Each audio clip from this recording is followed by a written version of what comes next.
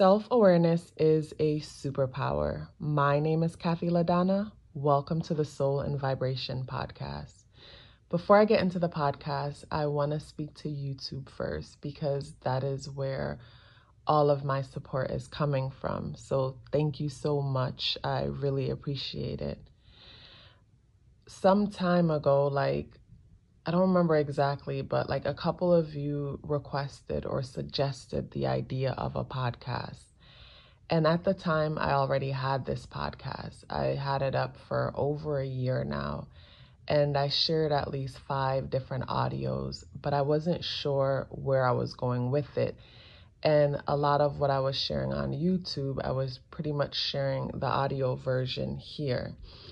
And I felt like I wanted to create something different for myself also, because I don't want to be bored. I want to be excited about it.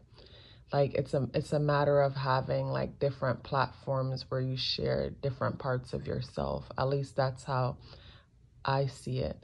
So I deleted those audios, and now I have a clearer vision as far as where I would like to take this. And I'm not gonna go too much into that because as you guys listen, hopefully you can sense where it's going. And at the same time, I don't want to corner myself in, if that makes sense. I want to give myself the freedom to transform and go with the flow.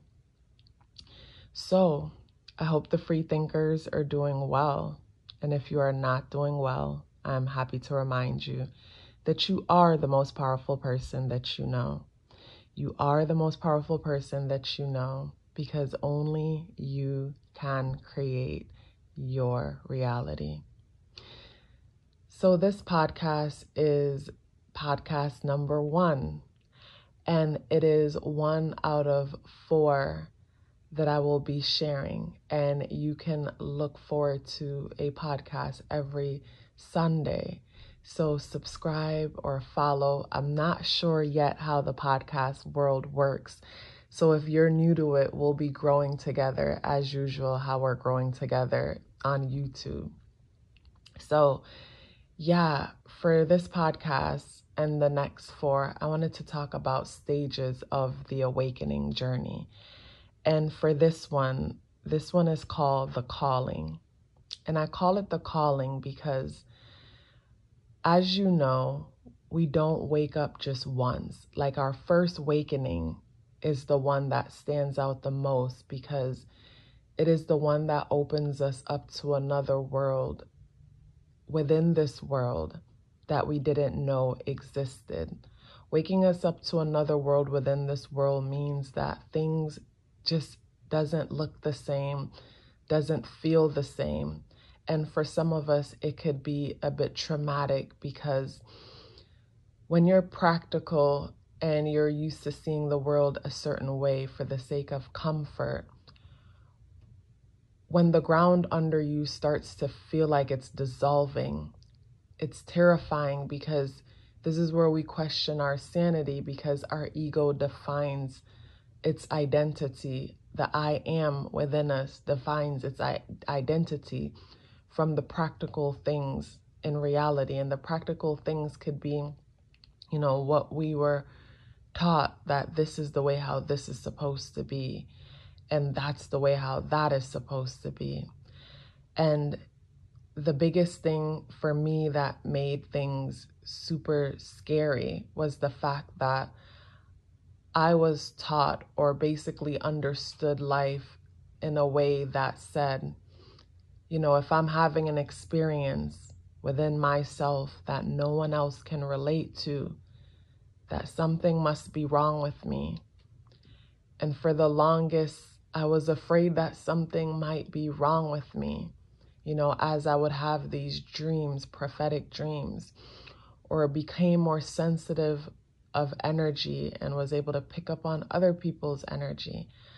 I started questioning and seeking validation, and there was none. And this would cause me to isolate within myself. But thank God for social media.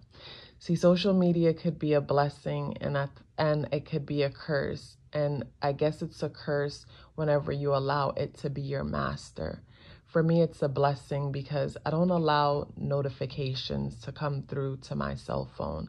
Basically, when I log in online or log into my email, that's when I see what's going on in the outer world, because that's how I protect my inner world. But it's a blessing in the beginning when you're unsure of your experiences and seeing other brave people share what they're going through.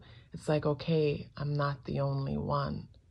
It's like having a symptom within your body and you're not feeling well, but you don't know what it is, and you haven't seen anyone else experience it. So you don't even know how to go about making it better because you don't know what it is. Where the minute you come across that thing, or, finally are able to diagnose and say, okay, this is what it is, that's when you're able to get better, go towards the light. It's like hitting rock bottom. It's like once we've hit the ground, we know it's only up from here. So yeah, when it comes to the awakening, the calling part of the awakening for me, and we wake up, like I just said, multiple times, more than once. But that first one hits different because it's new. But before the awakening, and even after awakening, I find that whenever I fall back into this space, it's almost like I need to be jolted. It's like a strike of a voltage of electricity or something that jolts me back to the path whenever I fall off. And before the awakening, you may find that you feel like, it's like, imagine a car that is speeding at an uncontrollable speed. And it is just a matter of time before this car crashes. This could be, for some people, a lifestyle that consists of partying and hanging out without consciously reflecting or thinking about your actions. For some, it could be, hanging out with a certain group of friends and mindlessly, unconsciously, just hanging out.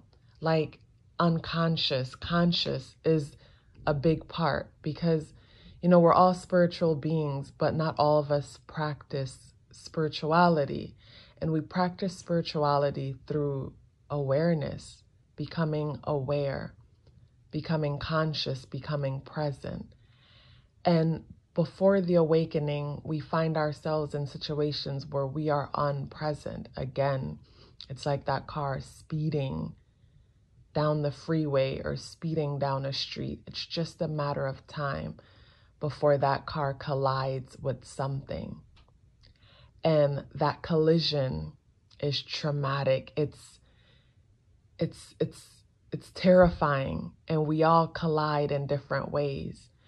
For some of us, the collision can be a loss. Someone passed away, and that loss just made everything not make sense.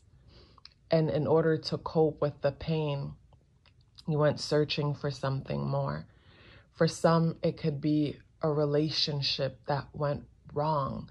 And I say go wrong because, when we meet someone and we are projecting and seeing them as our ideal person, it is that vision of what this perfect thing is supposed to be that fuels us, that keeps us going. And when that vision crumbles, when that vision crumbles, it is like our world is falling apart again. It's like the foundation is dissolving from beneath our feet. But from the disappointment, we go seeking something more. For some of us, it could be this feeling of not fitting in.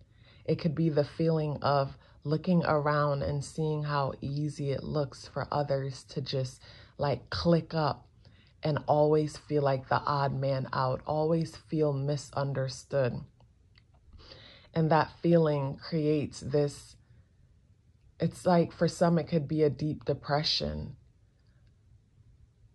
But the blessing of the rejection and the disappointment or the collision is that it sends you seeking for something else.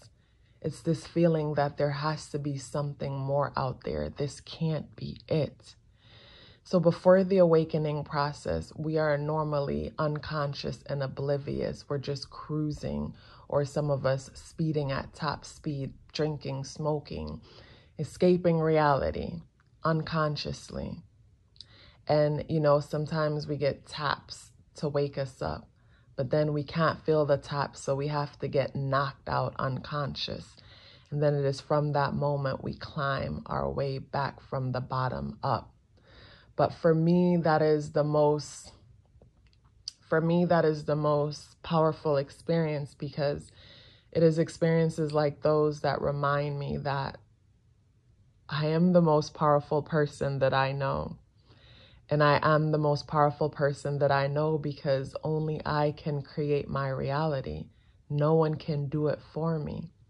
So those moments when we hit rock bottom before the awakening are actually moments that should be celebrated. And I know it's hard to see it that way when we're reflecting back, when we're in the moment, but it is when I am reflecting back is when I rejoice and I celebrate myself. And it makes me stand a bit taller, and it makes me hold my head up higher because of what I've been through and how I'm able to transform the situation and allow it to empower me because of how I choose to see it. And the way I choose to see it is what helps me to grow. It doesn't corrupt my heart or make me bitter, because I trust that the universe is always working for me, always working on my behalf. And the challenging moments are only challenging because it is new and I don't fully understand. But once I understand, it is just uphill from there. So yeah, when it comes to, the calling is when we are just disconnected. And even after the awakening, we get comfortable and then we drift away from the path again, and then something bounces us back to the path. For me, the bounce back is often, what bounces me back to path is often traumatizing. It's often overwhelming. But at the same time, I'm grateful for it because it just keeps reminding me to wake up, to stay up, wake up, stay up, wake up, stay up. For me, sometimes it's not even just traumatic situations. It could be a shift in my weight. I start eating things because I'm escaping from something, but I don't want to I could keep going forever, and I want to save more for the next ones. So, if you're listening to this for the first time on YouTube, in the description box below, I'm going to share the link for you to subscribe to the podcast, because I don't think I'll be sharing these here every Sunday. Maybe in the community section, I might remind you guys to go check it out. So subscribe to the podcast so that every Sunday, we can, every Sunday I can share with you guys. And, I'm looking forward to it. Like, this felt really good sharing. It's so different when, I'm sitting here and I'm looking outside and I'm just observing nature, looking at the birds and everything and just sharing. It's different than looking at the camera. It's like when I'm looking at the camera, I feel like I have to focus on so many things, where with this, I get to kind of like close my eyes and go inside, which I always speak from the heart because, I'm very passionate. But at the same time, this felt different. Like, I felt myself like going through different emotions, good ones. But yes, thank you so much for joining me here. And I look forward to sharing with you next Sunday. And next Sunday, I will be talking about the awakening process and what it feels like, and how it could come about for some of us. But thank you for joining me. Take care.